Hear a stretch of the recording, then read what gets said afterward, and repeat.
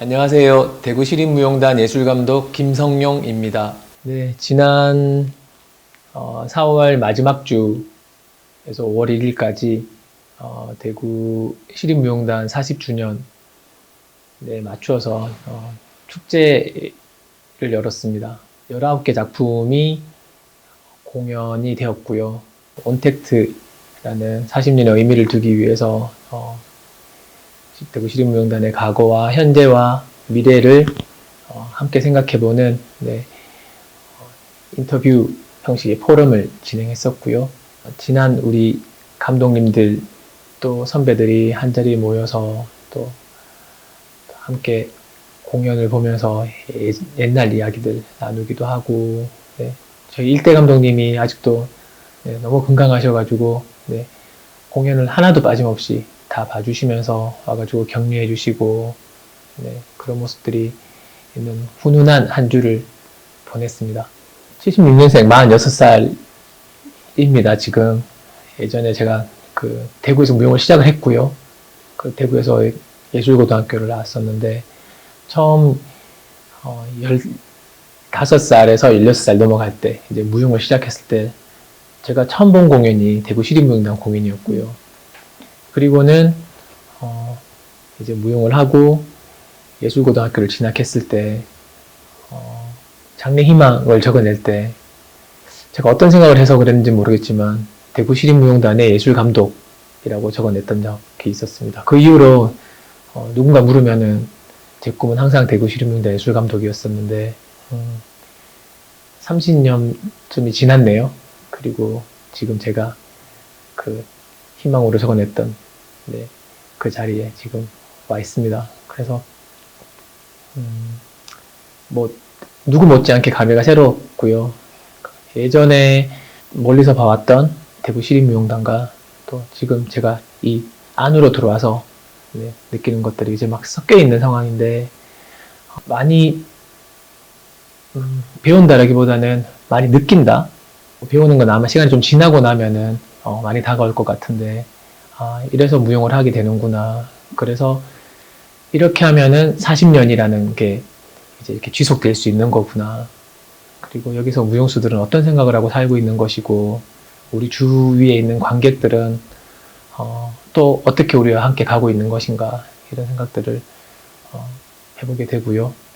그리고 앞으로도 어떻게 하면은 더 좋은 모습으로 대구에서 대구 시민들을 위한 무용단이 되고 대구를 알리는 세계를 겨냥한 무용단이 될 수 있을까 이런 고민들을 하는 시간들이었던 것 같습니다.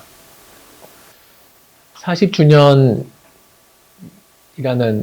말 그대로 40년의 시간이 지난 거죠. 그 사이에 대구 시립무용단을 기억하는 사람들이 다시 이제 저희 쪽에서 이제 얘기를 하는 뭔가 그때는 팬들이었지만 시간이 지나고 보니까 우리와 같은 입장에서 대구 시립무용단을 돌이켜보는 사람들이 많이 있었습니다. 그때 좀 뭔가 찡한 뭉클함 같은 게 있었는데요. 그 당시에 있었던 에피소드 같은 것들 그리고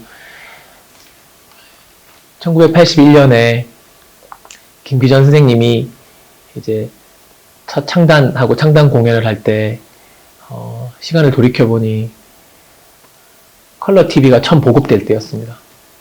그때에 맞춰서 우리는 이런 공연을 했다.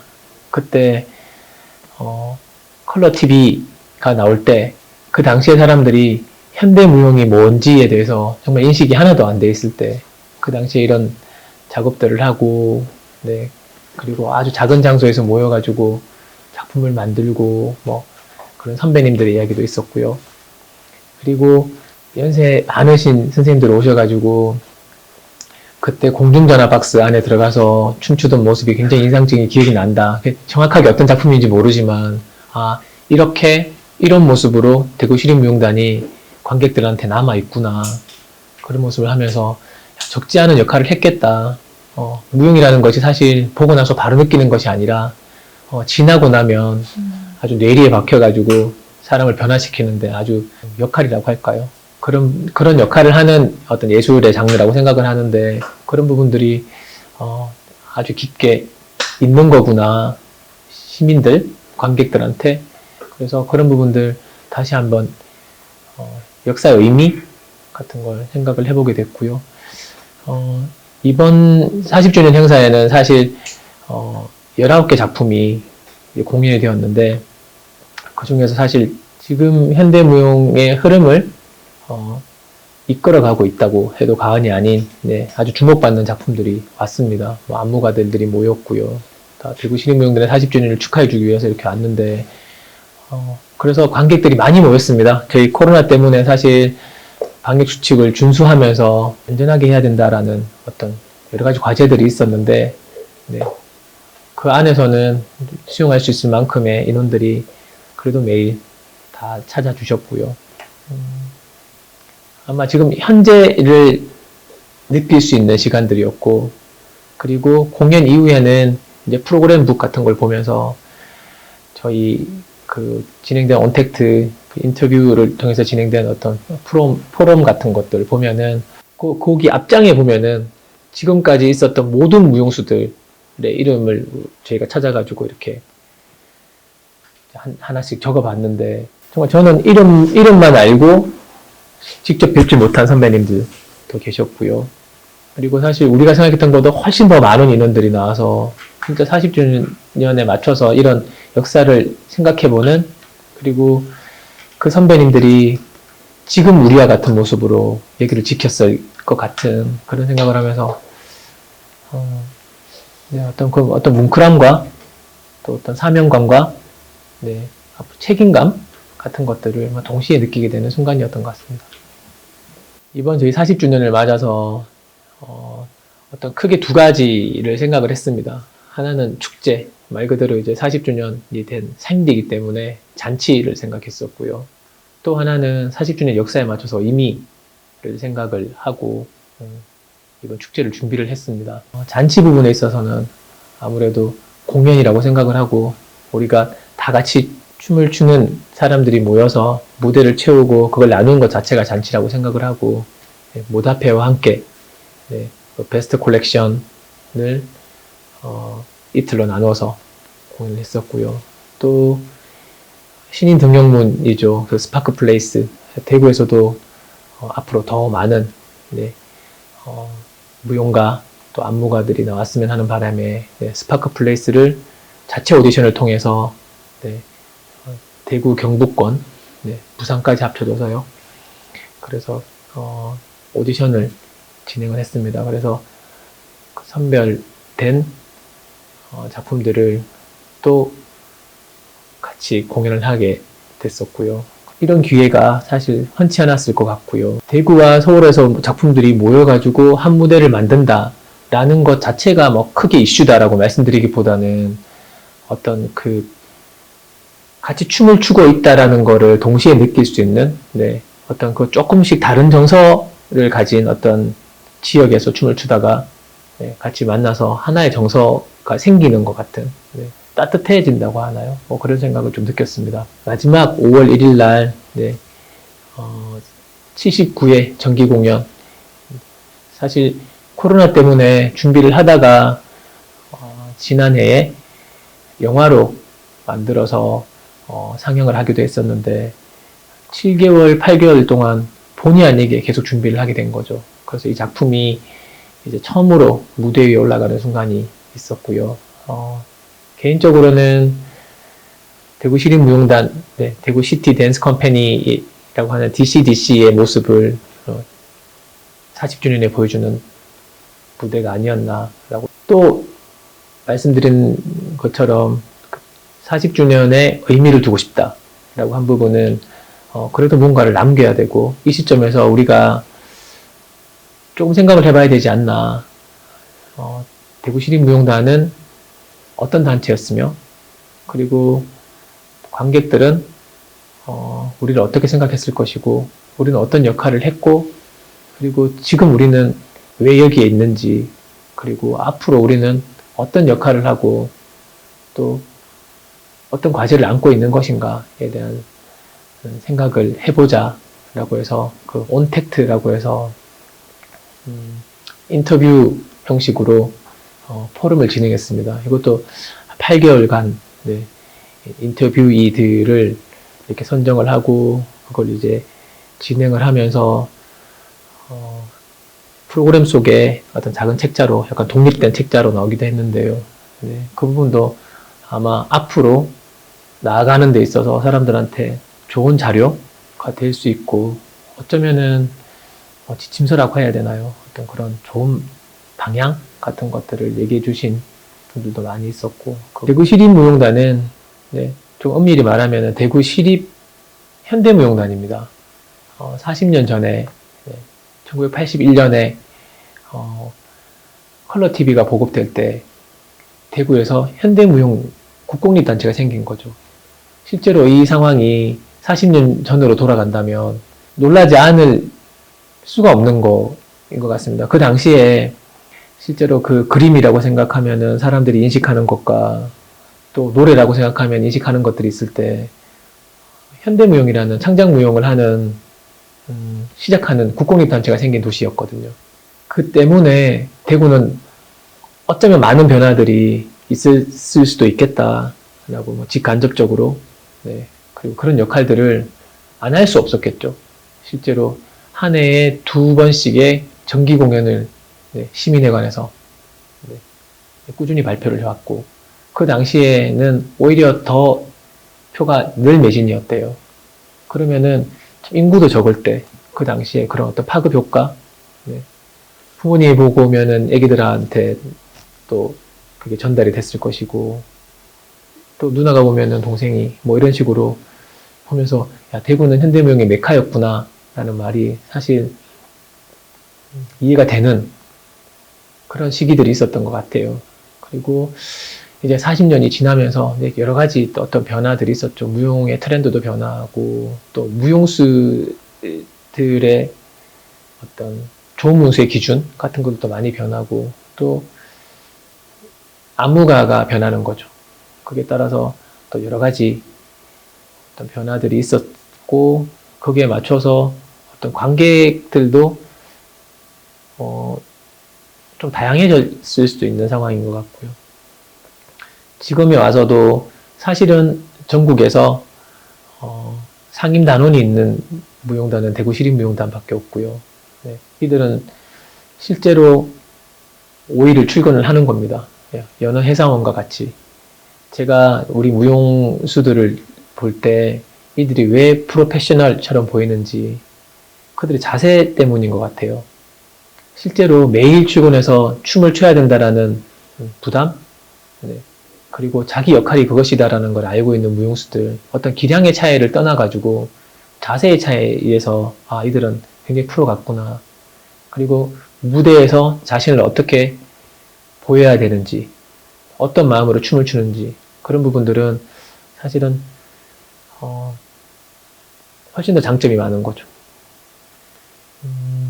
그러면서 이제 40명의 무용수들이 이제 저희 무용단에 있을 수 있는데 지금은 작년부터 해외 무용수들을 상임 단원으로 뽑기 시작했습니다. 이것도 아마 우리나라에서 국공립 무용단 중에 처음 있는 일인데 제가 우리 문화가 우리 예술이 이제 선진화됐다고 늘 말을 하면서 어떤 문화 선진국으로 갔을 때 특히 무용단으로 가면은 외국인을 오픈 안 한 곳이 없는데 왜 우리는 그걸 하지 못할까? 그리고 그들이 오면은 그들이 잘하기 때문에 용병을 쓰는 것이 아니라 그들이 오면은 우리가 할 수 있는 얘기들이 많아집니다.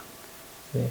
그리고 작품을 그들을 통해서 또 우리를 또 다르게 생각할 수 있는 어떤 그런 매개체 역할을 충분히 할 수 있고요. 그리고 그들이 가지고 있는 백그라운드가 또 우리하고 섞이게 되면은 또 다른 언어를 만들어낼 수 있는 그런 장점들이 분명히 있습니다. 2명을 선발하고 싶었는데 실제로 우리가 그 공적으로 오픈하지 않았거든요. 그래서 조금씩 부탁을 하고 실제로 그 어떤 사람을 잘 알지 못하기 때문에 추천을 해주는 사람들을 우선적으로 받게 되고 해서 이메일이나 SNS를 통해서 우리가 이런 무용수를 찾고 있는데 추천을 좀 해주시겠어요? 라고 하면서 단체에 있는 어떤 감독들이나 또 일하시는 분들한테 그런데 2명을 뽑는 200명이 왔었습니다. 그래서 정말 100대 1의 경쟁률 네, 사실 이런 일이 있을 수 있을까? 저도 굉장히 놀랐었는데요. 그래서 두 명의 무용수가 왔었고요. 한 무용수는 1년의 계약을 마치고 이제 유럽으로 다시 돌아가서 그 하고 싶어 했던 공부를 하고, 또 그 자리는 또 이스라엘에서 온 무용수가 또 채워가지고 서로 좋은 영향들을 많이 주고 있는 것 같아요.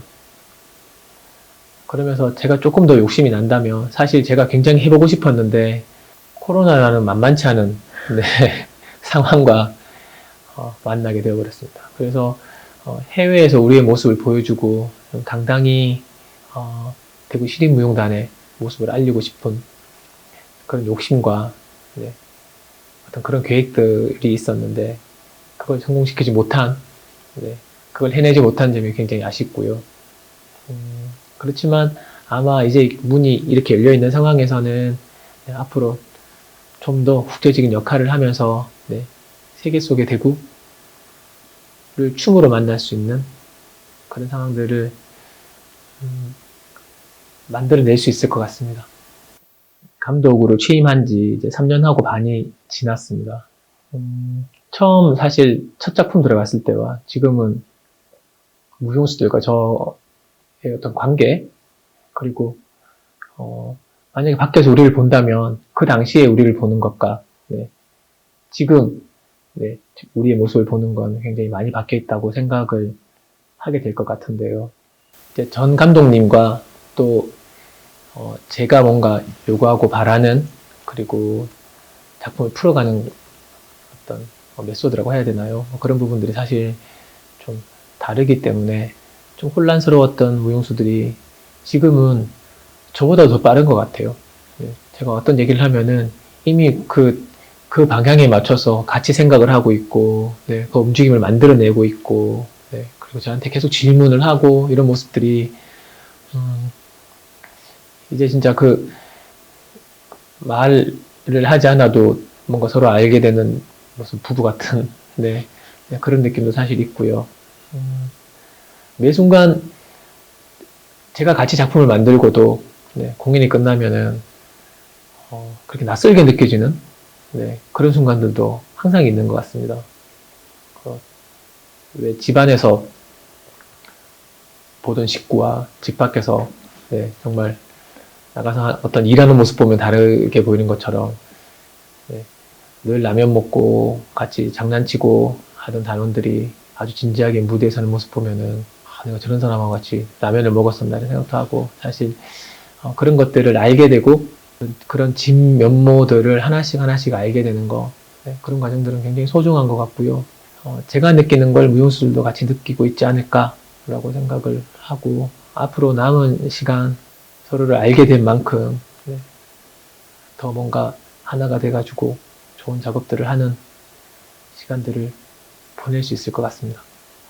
사실 공연 준비를 하면서는 준비하는 마음 같은 것들이 좀 사실 좀 더 비장해졌던 것들이 있는 것 같고, 실제로 포럼에서 나왔던 여러 가지 좋은 이야기들은 굉장히 귀담아 들을 필요가 있었던 것 같습니다. 그 행정과 예술 사이에서 어떤 여러 가지 갈등이 있을 수밖에 없는 우리의 입장들을 얘기하는데, 그 인터뷰 분이 이제 말씀해 주실 때 행정 예술이 아니다, 예술 행정이다 라는 말씀을 해주셨는데 참 굉장히 와닿았습니다.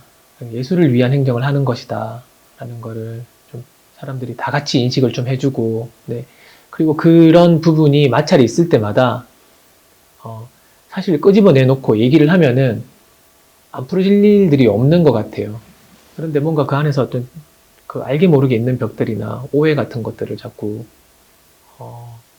또 생산해내면서 문제가 있는 것 같고, 그 이후에도 뭐 사실 저희 일대 감독님이 말씀해 주셨던 대구 시립무용단은 세계로 가야 해. 네. 그런 말씀들, 뭐 어떤 캠페인 문구 같지만 실제로 해야 되는 일이라고 생각을 했습니다. 저희 무용단에 있는 외국인 무용수 마르코, 그 친구가 했던 말도 연습하면서 이제 뭐 독일의 시립무용단에도 있었고 사실 이스라엘 기부츠 무용단에도 있었고 했던 그 친구가 하는 말이, 우리 작품도 너무 아깝다, 이걸로 끝나는 거야, 이거 어디 안 가? 왜 안 가? 뭐 이렇게 묻는데, 사실 이렇게 땀뿐만이 아니라 정말 우리 40명이 하나가 되어가지고 또 그 주변에서 도와주시는 분들까지 생각하면 이 어떤 정말 이 힘들이 노력들이 이렇게 집결되어 있는 하나의 작품, 정말 그 자식 같은 작품을 네, 이렇게 낳았는데 더 끝까지 가져가지 못하고 그 작품과 이별해야 되는 순간들이 이제 있는 거, 그리고 더 알리지 못하는 거, 그런 부분들은 굉장히 아쉬웠던 것 같고요.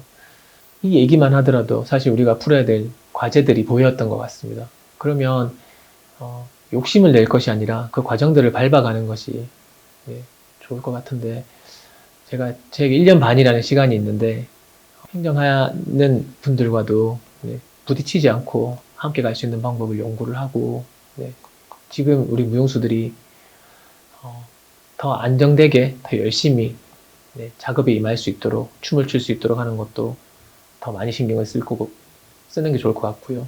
쓸 수 있을 것 같아요. 그리고 앞으로는 전 세계의 대구를 알리는 작업을 해야 된다.